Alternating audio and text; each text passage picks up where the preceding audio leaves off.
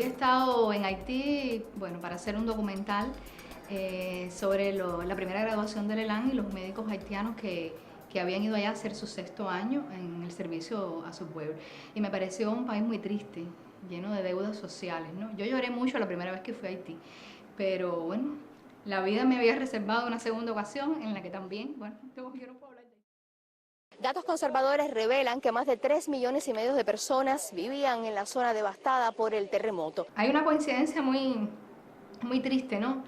El embajador me llama y yo hacía apenas 2 horas había recibido la noticia de la muerte en Cuba de mi abuela. Debo decir que yo estaba de misión en Caracas, en Venezuela. Mi abuela era como mi madre, ¿no? Y bueno, el embajador no sabía, ¿no? Y yo tampoco le dije que no.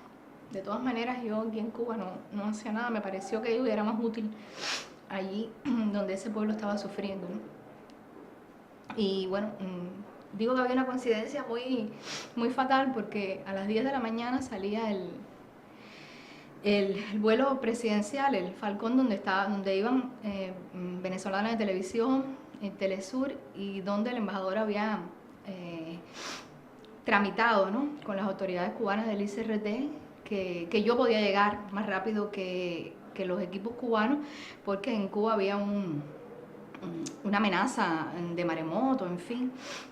En Haití estaba triste porque tampoco imaginaba nunca que como persona, como ser humano, ni como reportera iba a presenciar el tremendísimo dolor que yo presencié en Haití. Aquellas personas todavía estaban saliendo, temblaba a cada minuto. Yo viví más de 50 réplicas del terremoto, unas incluso de 5.4 grados, que realmente es difícil a veces de soportar, y a las que uno llega con el tiempo, ¿no? Por lo menos yo que estuve un mes allá, a acostumbrarse un poco.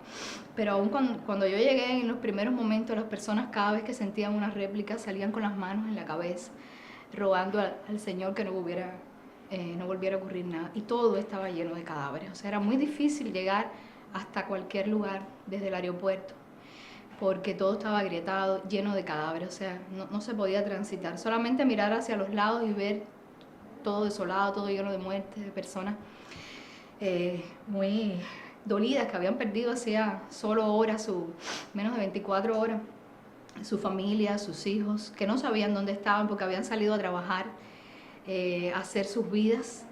Cuando ocurrió el terremoto a las 5 de la tarde, nunca supieron dónde quedaron. Era una cosa realmente triste, y yo también llevaba mi dolor personal. O sea que fueron días muy duros, en los cuales por suerte tuve mucho apoyo de los compañeros de Telesur, que aún sin conocerme me brindaron todo su equipamiento, todo su apoyo personal y hasta material para poder subsistir en un lugar donde no había comida, donde no había agua, donde la única manera de subsistir era comer con las tropas que ellos llevaban, tropas desarmadas que iban más bien en misiones de rescate.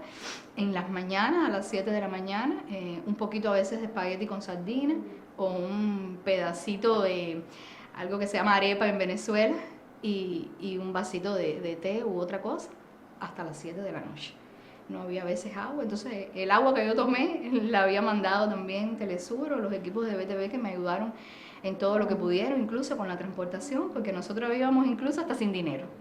Íbamos allá solamente a hacer televisión y a transmitir para Cuba esas imágenes, y entonces fue muy duro. Hay cosas realmente que no sé si se puedan publicar. Yo mandé algunos trabajos que no se pusieron de forma íntegra. Creo que las imágenes eran muy crudas para la televisión. O sea, un sitio como el Hospital General, con más de 2.000 cadáveres, o sea, una montaña de cadáveres, algo realmente muy triste. Igual en los cementerios el camarógrafo lloraba porque ver una retroexcavadora, o sea, ya no había donde sepultar a nadie, abrir un hueco y una fosa común y echar todos los cadáveres, que a lo mejor nunca más nadie supo que ahí estaba su familia.